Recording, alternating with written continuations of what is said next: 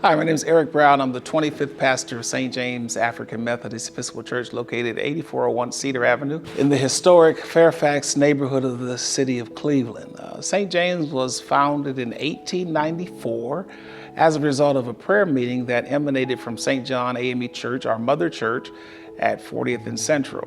This is the African American Cultural Gardens Sankofa series. We look back so that we can move forward. A group of faithful followers started out at the Wigwam, and they moved to Hudson Street.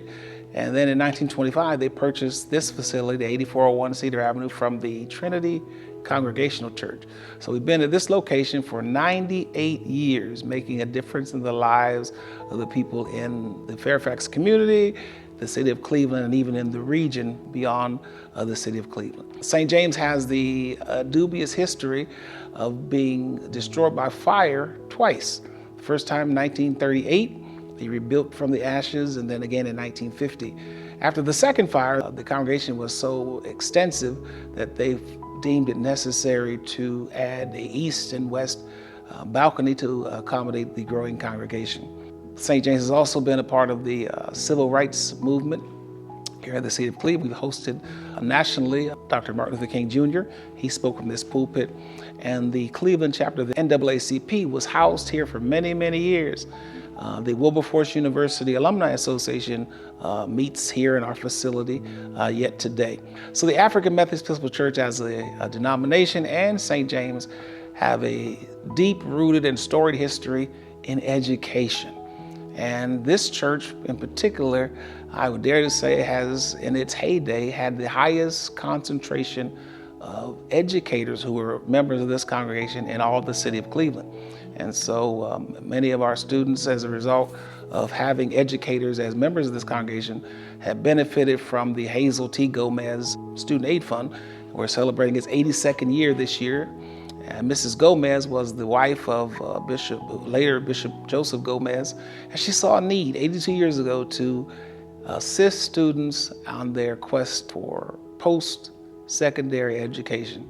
And that history and that legacy continues today.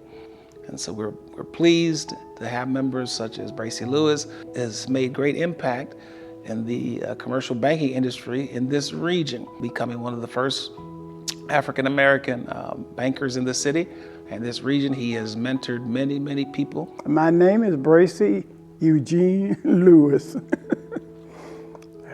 I'm 85 years old. The Sunday that Reverend Jacobs came to St. James is the Sunday that I joined St. James. George Williams took care of all the things for young people. We would come here at 4 o'clock in the afternoon talking about things that helped to us. George was a real musician, so was his sister Irene. And we just had our own discussion about what's going on in life and the things that appeal to us. And there are others. W.O. Walker was a member of this congregation. He is the only person for which a building on the Cleveland Clinic's campus is named for. He was a member of this congregation. He was also the editor and owner of the Cleveland Call-and-Post, and a great Republican in the state of Ohio. Had several gubernatorial appointments made by governors of the state of Ohio.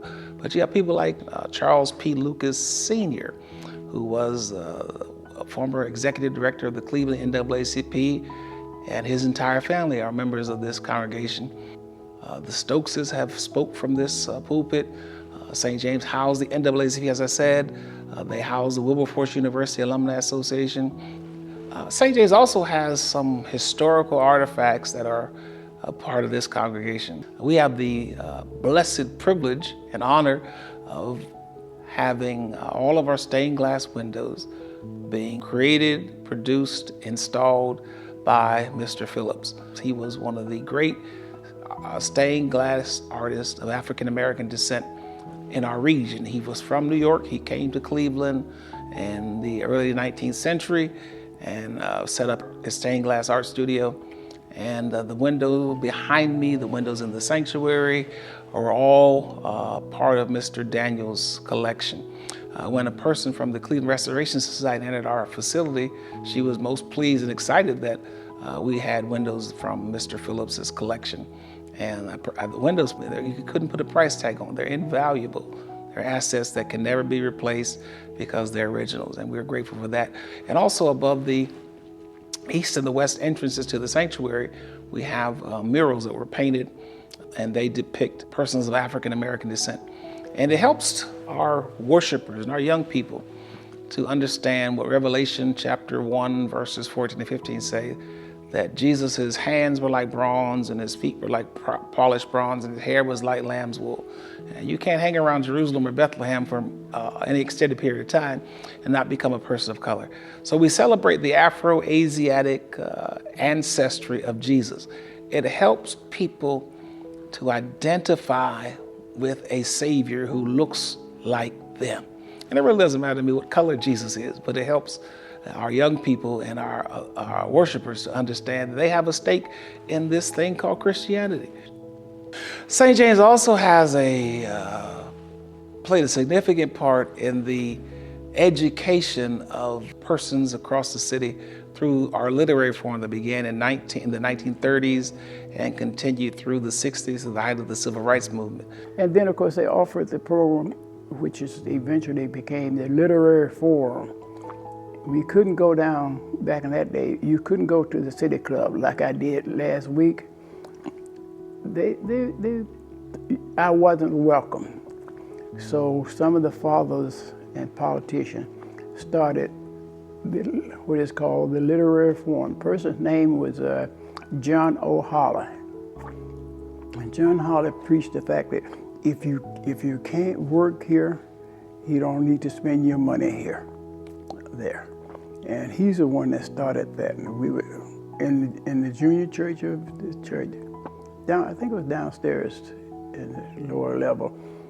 And on Sunday, I don't know which Sunday it was 1 or 2 Sundays in the month.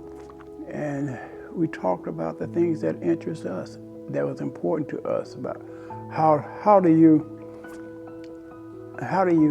feel that you can take my money, but yet still I can't work there. I can't work here. And that's how that got started. And we learned a lot because people that we learned from or listened to were more experienced in life than we were. So we learned a lot. We miss that now because the young people don't have that opportunity to be able to come and sit and talk and listen to people that had forgotten more than we'll ever know. And that's how that got started. And they had politicians, potentates speak Sunday afternoons at 4 o'clock. The governor spoken from here. Senator Portman spoke from here. Lewis and Carl Stokes spoke at the Literary Forum. And it was a venue or platform to share information to help empower African Americans, and not just African Americans, but people of all races, colors, and creeds. St. James also has plays a significant part in the history of Cleveland, not just in the African American churches, but the Case Western University did an oral history project, and it houses some of the history of St. James, and you can visit that today at the Cleveland, at Case Western University's Historical Society. And then the picture to my left here is a picture of Mrs. Kathleen Forbes. She was born in Canada. She was educated in music at the Oberlin Conservatory of Music, about 30 miles west of here. And she was a tremendous gift to the music ministry, not just here at St. James, but throughout the region. And people who were choiristers and members of choirs and soloists all worked with Mrs. Forbes. And so this picture was found in a closet, and it was restored, oil painting was restored, and it hangs here in the Williams Chapel as a testament to the leadership that she gave not only to St. James, but to the region, to the Cleveland region and beyond, and her contributions to Afro-American music throughout the state of Ohio, even the United States. We also have the great history of a lady named Wilhelmina Lawrence. She served as the church administrator here for more than 40 years. She also was a great luminary on the global stage of the African Methodist Episcopal Church.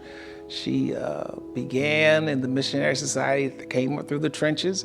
She served globally as the director of the Young People and Children's Division for 8 years, and then she was elected globally to serve another 8 years as the global president of the Women's Missionary Society that helped St. James raise his visibility across the globe. So St. James is full of luminaries and history that has helped to bring us to 2023. We're grateful for the legacy that our foreparents bequeathed to us. And it's my determination to not rest on the laurels that they have left us, but to go higher and higher. Hi, my name is Rachel Hill with the Association of African American Cultural Gardens. The mission of the Association of African American Cultural Garden is to educate regarding the African American experience and to complete the monument for the African American Garden. Our Sankofa series represents our dedication to bring you the history and amazing journey of African Americans in this great city. Our garden represents a journey, starting with the door of no return to the resilience of our ancestors and family to make a difference in this country. The water feature gives hope and joy for future generations, knowing that you can accomplish anything with dedication and hard work. We are on the journey to complete the garden. Our goal is to break ground this year to complete the garden, but we need your help to get to the finish line. Please make your tax-deductible donation by going to aacg.org or mail your check to P.O. Box 20237, Cleveland, Ohio 44120. Thank you.